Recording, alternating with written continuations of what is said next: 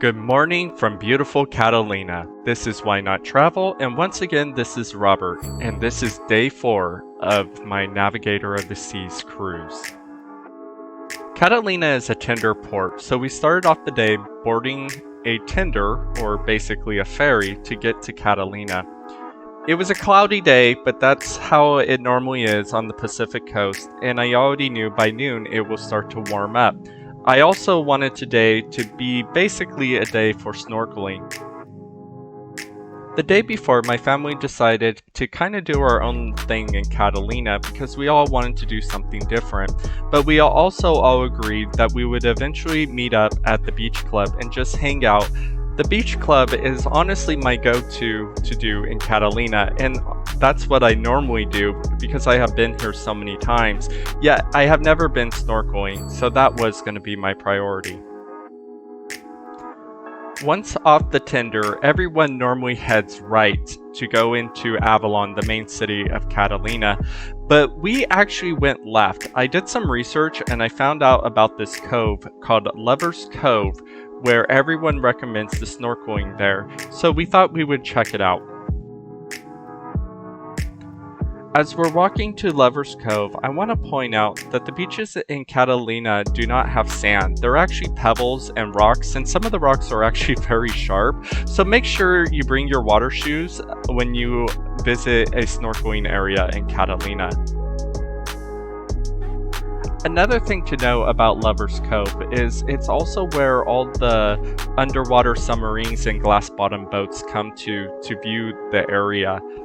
But with that said, you also have to be careful when snorkeling here because there really is no lifeguard or anyone watching out for you, so you need to be aware of your surroundings at all times.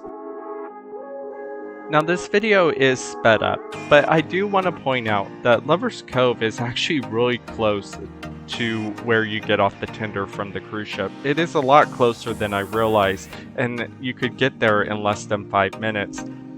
You just keep on following the street until you see a little alcove with a staircase going down to the water. Now, Lovers Cove is also not really a beach. It is literally a place to snorkel and that's it. If you are a beach person and that's what you truly want to do, I wouldn't recommend coming here because there really is no place to lay out a towel, and as you can see, it's all rocks.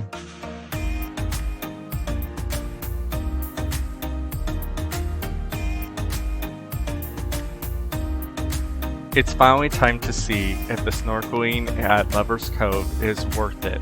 I'll let you guys be the judge of it.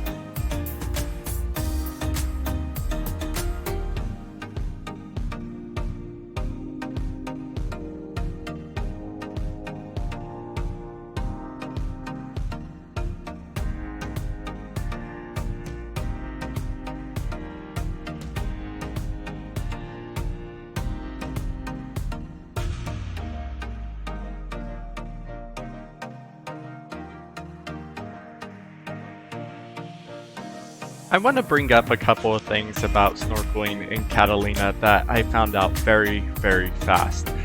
So one, the clarity isn't perfect. It's good, but it's not perfect. And actually, from what I have gathered and heard, is that the water clarity is actually best in the winter, but it's also very, very cold during the winter. There's a saying in the Pacific that the clearer the water, the colder it is. So during the summer, yes, the water is still chilly, being the Pacific, but I could swim around with ease and not freeze, which is nice. Another thing to know, especially in Catalina, is that there isn't actually a lot of coral in this area or part of the world. It's mostly the kelp that gives you a snorkeling experience that is phenomenal.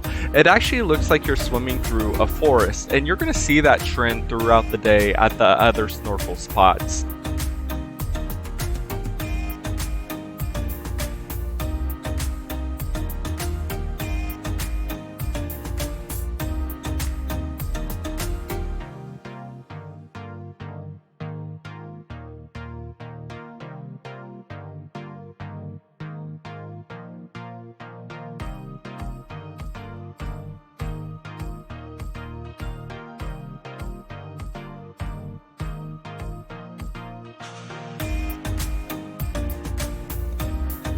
The rest of my family started texting us trying to figure out where we were because going to Lovers Cove was kind of a last minute decision and I really didn't tell them that I was heading over here.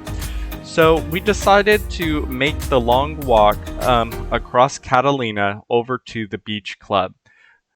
Cue the montage.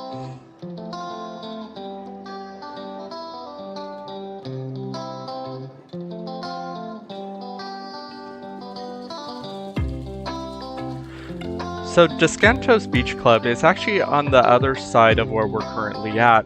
This walk is actually about 30 minutes. It is a kind of a far walk, but what's nice is Catalina has a beachfront sidewalk, kind of like a malecón, that goes through downtown and past the casino all the way to the beach club. That's actually where it ends.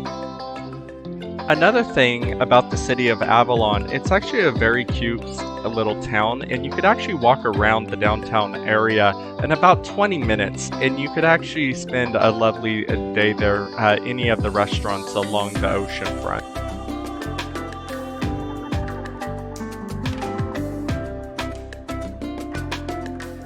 We are now approaching the famous Catalina casino, but don't be fooled, it is not the casino that you're thinking of. The casino is actually the word itself that describes this building, which is a place of gather and to have fun. In this case, this building, believe it or not, is the movie theater in Catalina Island, and the upper floors of the building is a beautiful, beautiful ballroom. And it actually looks like something out of Beauty and the Beast. If you have a time in Catalina and are looking for something to do, this is definitely a must-do, especially if you love Art Deco. The building is just absolutely gorgeous, and it is definitely a one-of-a-kind movie theater that I think everyone needs to check out.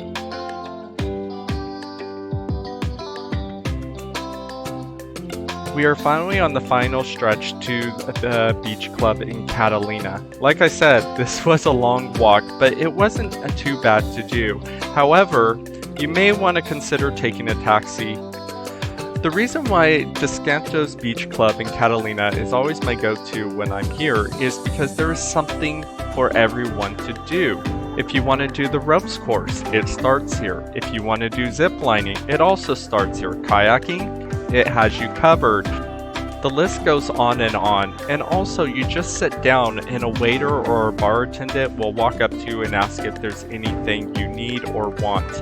And pricing is a la carte, and it is actually very reasonable as well. They also have cabanas you could rent and sun loungers down closer by the ocean that you could rent. All the cabanas were full, but my mom spoiled us and rented us some sun loungers down at the beach, which was around $100 for 2 chairs. However, like I said, you don't have to rent these chairs. If you sit up higher up, that area is free. There's also a grass area that you could just lay out a towel and just chill there as well and enjoy the views. We haven't been kayaking in a while, so we knew we definitely wanted to do some in Catalina because it is one of our favorite places to do so. So the kayaking in Catalina is actually quite nice. They charge by the hour, and 1 hour is a must. It's a flat rate for that. But you actually don't pay until you return. So the kayaking area, and the reason why they charge by the hour, is if you go right, you can't pass the casino. But if you go left, it's endless. You could go as far as you want. And I really have never experienced any other kayaking rental place that's like that, unless if it's a lake. But to be told you could go as far as you want is just unheard of when it comes to kayaking in the ocean.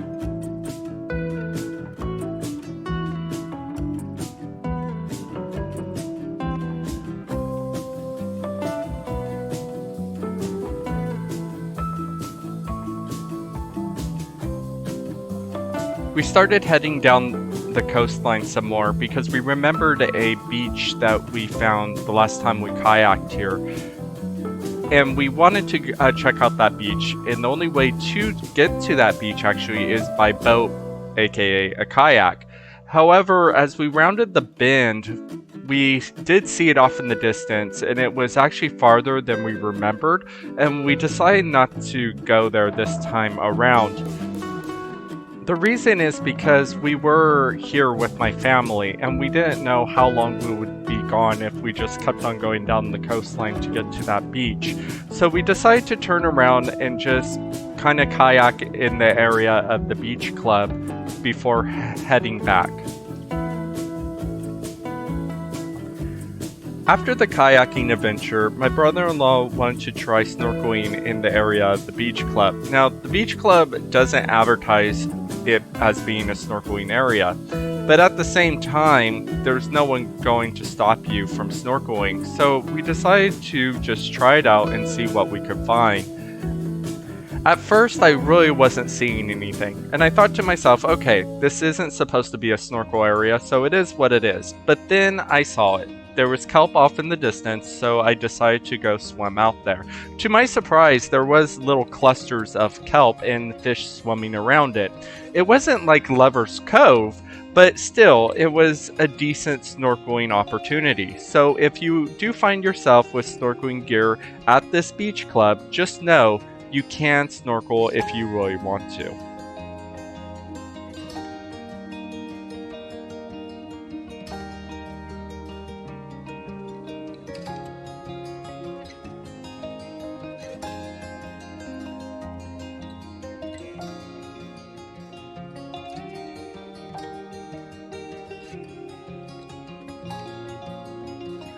At this point in the day, we realized it was getting fairly late and we would need to head back to the ship soon. However, there is one place that we skipped over on our way to the beach club, and that is Casino Point. Casino Point is actually the official dive park in Catalina Island, and it is actually located right behind the casino. Surprise, surprise! And I really didn't know what to expect when I got there. I read that they had shipwrecks down there and whatnot, but it was mainly known, once again, for its kelp forest.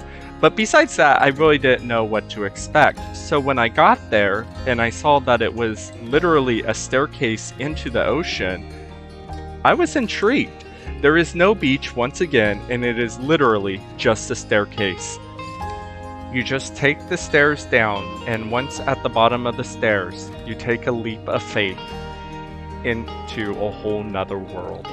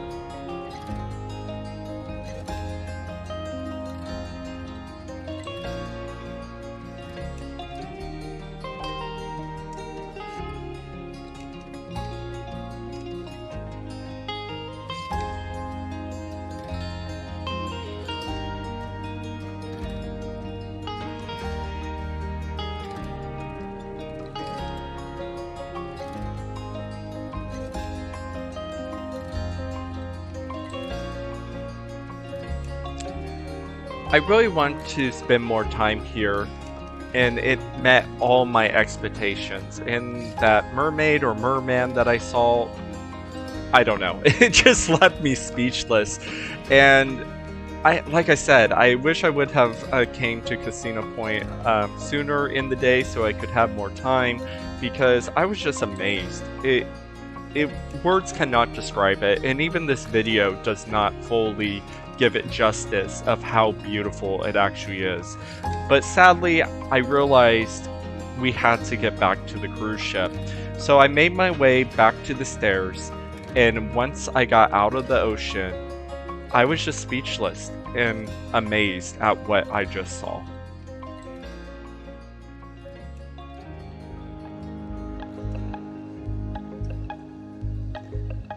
Back on the tender, heading back to the ship, I was reflecting on the day that I just experienced, and I have to say, this was probably by far the funnest time I have ever had in Catalina. I really did not expect the snorkeling to be this good, and I plan on coming back in the future now that I know the snorkeling's as good as it is. And what I have read online really does not give it justice for how beautiful it actually is.